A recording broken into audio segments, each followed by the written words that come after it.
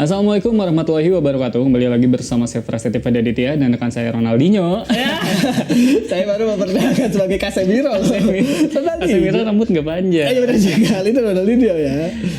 Dan rekan saya Alika Nugraha yang selama 30 menit ke depan akan menemani Anda dengan cerita-cerita menarik di sepak bola hanya di propaganda program sepak bola Untuk Anda. mantap banget. Yep.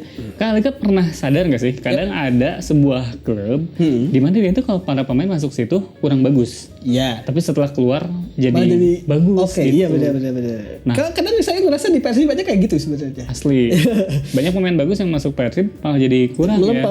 pas pindah lagi malah jadi Bagus jago lagi. Kayak ini Kak, yang kemarin ramai itu Bayu Fikri. Iya, Bayu Fikri benar. Bayu Fikri bahkan game week kemarin dia masuk game player of the match week gitulah. Heeh. Luar biasa. Sementara di Bandung kan dihujat-hujat. Agak kurang ya.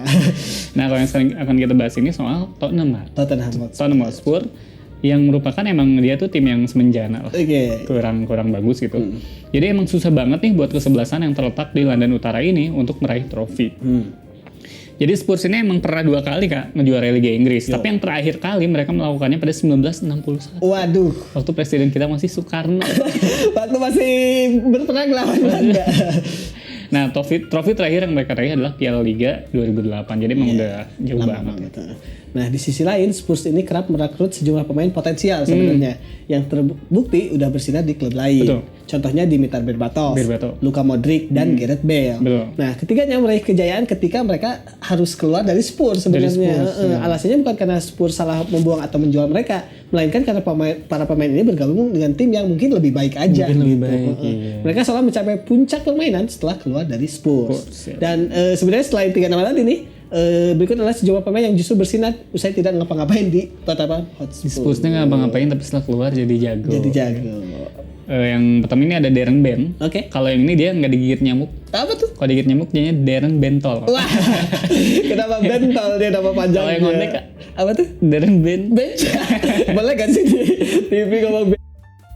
Nah, ada satu momen buruk Ben di Spurs adalah ketika menghadapi Portsmouth. Oke. Jadi di akhir laga, Ben ini mendapatkan peluang emas di depan gawang. Nah, ia yang tak terkawal menyundul bola yang melebar beberapa sentimeter dari gawang. Dulu Kak, di Persib ini ada Cucu Hidayat. Oke. Tendangan dia ini biasanya melambung Oh iya. beberapa kilometer. Bukan ke gawang ya, tapi emang keluar gawang. Emang keluar stadion Khas gitu. banget. Nah, padahal kalau misalkan tadi si Dan Ben bisa mencetak gol, itu tuh penting banget karena pertandingan itu berakhir 1-1. Aduh. Gitu. Karena hal ini, pelatih Spurs yaitu Harry Redknapp marah. Dia bahkan menyebut kalau istrinya pun bisa mencetak gol di kondisi Wah, tersebut. sarkasnya gitu ya. Kalau pakai bahasa Sunda mah, ini aing ge bisa. Bahkan nenek-nenek bisa Iya. ya. Kalau kata orang Bandung mah, keureup cuy aing. Pasti bisa. Astaga. Nah, di akhir musim si Ben ini bergabung dengan Sunderland. Soalnya Spurs sudah punya 3 striker waktu itu, Robbie Keane, Jermaine Defoe sama Roman Pavlyuchenko. Nah, bersama The Black Cats, Ben ini berubah menjadi striker Alias kucing garong. Iya. Emang julukannya agak aneh nih kalau Sunderland ini. Nah, setelah pindah nih ke Sunderland, dia menjadi striker yang luar biasa. Karena dengan dia berakhir dengan mencetak 24 gol di Premier League. Dan ini merupakan 2 kali lipat yang ia lakukan bersama Spurs di musim terakhirnya. Keluar dari Spurs langsung gacor. Gacor. Bahkan technically Spurs ini lebih baik dari Sunderland ya. Betul. Nah, selanjutnya ada Kevin Prince Boateng. Oke. Nah, Prince ini tiba di Spurs pada 2007 atau waktu umurnya masih 20 tahun. Nah, waktu itu ia dianggap punya potensi untuk menjadi bintang besar. Sayangnya di Spurs dia cuma main 14 kali di Premier League dan dia pun sempat dipinjamkan ke Borussia Dortmund sebelum dilepas ke Portsmouth pada 2009. Nah, sejak hari itu karir Prince ini benar-benar meningkat nih. Bagaimana tidak selalu menjadi main di tim utama, tapi ia pernah bergabung bersama tim juara AC Milan. AC Milan. Betul. Ya. Pada 2011 ia bahkan bermain untuk Barcelona. Betul. Keren banget ya. Meskipun sama fans Barca juga ditanyain, ini Prince ini siapa? Iya, dia khas dengan gaya rambutnya kalian kalau lihat. Rambutnya benar. Nah, selanjutnya ada Iago Falque ya. Nah, Spurs ini tertarik untuk merekrut Falque usai menonton permainannya di Villarreal. Namun bersama Spurs dia cuma main sekali di Premier League. Karena hal ini Falque pun sempat dipinjamkan ke Southampton, Almeria, sampai Rayo Vallecano. Oke. Nah, pada 2014 sih Falque ini direkrut oleh Genoa. Nah, di sana penampilannya mencapai puncak karir mungkin ya. Karena di musim pertamanya saja dia menjadi top scorer klub dengan 13 gol di liga. Setelah pindah ke Torino nih, tim yang masih sama di Liga Italia, catatan golnya mulai konsisten di 2 digit bahkan. Padahal tugasnya saat itu adalah mendukung striker utama Andrea Belotti. Jadi second striker sebenarnya. Jadi yang harusnya golin banyak tuh si Belotti ya di Torino. Selanjutnya ada Munir El Hamdawi. Ini yang meninggal. Bukan, ini Munir ya, bukan Munir. Aduh. Nah, El Hamdawi ini sebenarnya sudah sering berlatih sama tim Feyenoord. Jadi dia tuh timnya di Excelsior. Tapi transfernya tuh nggak pernah terrealisasi di Feyenoord meskipun udah latihan. Dari Excelsior ia justru hijrah ke Spurs. Mungkin dia ngikutin lagunya apa? Shooters. Hijrah ke London. Benar juga.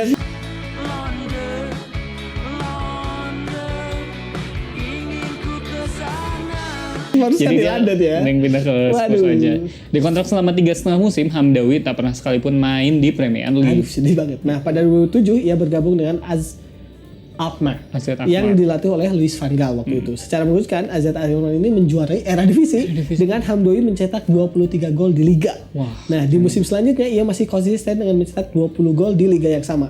Hanya dari 27 penampilan saja. Iya. Nah, hampir satu pertandingan 1 gol ya. Betul. Selepas dari AZ ini, Hamdawi pindah ke Ajax. Hebatnya ia mencetak gol terbanyak di klub sekaligus membawa Ajax menjuarai daerah divisi. Gila. Gimana gak menyesal gitu? Atau enggak emang di Spurs ini ada kutukan sial sebenarnya. Ya. Nah, selanjutnya ini ada Danny Murphy. Murphy ini cuma 1,5 tahun, 1,5 musim bersama Spurs pada usianya yang ke-29. Penampilannya ini tidak terlalu mengesankan dengan main di 22 pertandingan dan cuma mencetak 2 gol. Akan tetapi semuanya berubah ketika ia pindah ke Fulham pada 2007. Dia jadi pemain inti yang mampu menyelamatkan Fulham dari jerat degradasi. Nah, pada 2010 ia bahkan membawa The Cottagers ke final Europa League. Usai pensiun, Dani pun membuat trio bersama Wendy dan Arji. Bukan dong, ini bukan Dani dong. Jadi Bang Jali dia. Berikutnya nih ada Paulinho. Nah, Spurs ini mendapatkan uang yang banyak ketika menjual Gareth Bale ke Real Madrid. Itu kan emang fantastis tuh transfernya. Salah satunya uangnya digunakan untuk membeli Paulinho ini senilai 17 juta pound dari Corinthians. Nah, ia merupakan rekor pembelian termahal Spurs pada saat itu. Ya. Akan tetapi Paulinho ini tidak begitu mengesankan di Spurs. Maka ketika ada tawaran 9,9 juta euro dari Guangzhou Evergrande, Spurs ini langsung setuju melepasnya gitu. Daripada harganya makin turun kan. Rugi dikit lah jadinya. Ya, rugi dikit nggak apa-apa. Di Cina, ia berhasil meraih 2 gelar juara Liga. Paulinho bahkan dipanggil ke timnas Brazil kayak main di Piala Dunia. Dan kejutan selanjutnya, sama seperti si Prince, dia ini direkrut oleh Barcelona. Ini lebih keren karena dia pindah ke Liga Antah Berantah. Ke Liga Cina dulu. Juara dan pindah ke tim yang lebih oke ya. Keren. Berikutnya nih ada Helder Postiga. Nah, supporter Tottenham awalnya menyangka kalau Postiga ini akan menyelesaikan semua masalah mereka. Nah, bagaimana tidak, karena waktu itu Postiga adalah bagian dari skuad Porto yang meraih treble pada 2003. Premier Liga, Liga Portugal, Liga lokalnya, dan UEFA Cup yang masih di bawah Jose Mourinho. Ya. Namun penampilan pos 3 tidak sesuai harapan. Karena Spurs harusnya beli pos 4. Itu kan varian terbaru. Lebih bagus pasti. Kok pos 3 tuh yang jadi yang titik 3 belum update. Dalam satu musimnya tersebut ia cuma main 19 kali di Premier League dan cuma mencetak 1 gol. Lebih sialnya lagi, ia gagal menjadi bagian dari Porto yang menjuarai Liga Champions gara-gara pindah ke Spurs. Porto tuh kan sebelumnya juara UEFA Cup dulu, musim selanjutnya juara Liga Champions gitu. Setelahnya pos 3 kembali ke Porto. Pada 2006-2007 ia membawa Porto kembali menjuarai Premier League. Bagus Spursnya ini. Yang unik nih si Postiga ini justru tampil bagus buat Portugal dengan 2 kali mengalahkan Inggris. Yang pertama di Euro 2004, golnya di menit ke-83 membuat skor menjadi 1-1 dan membuat itu lanjut ke adu penalti. Nah, Postiga pun mencetak gol dengan tendangan Panenka. Di berikutnya di Piala 2006, tendangan penaltinya kembali menyingkirkan Inggris.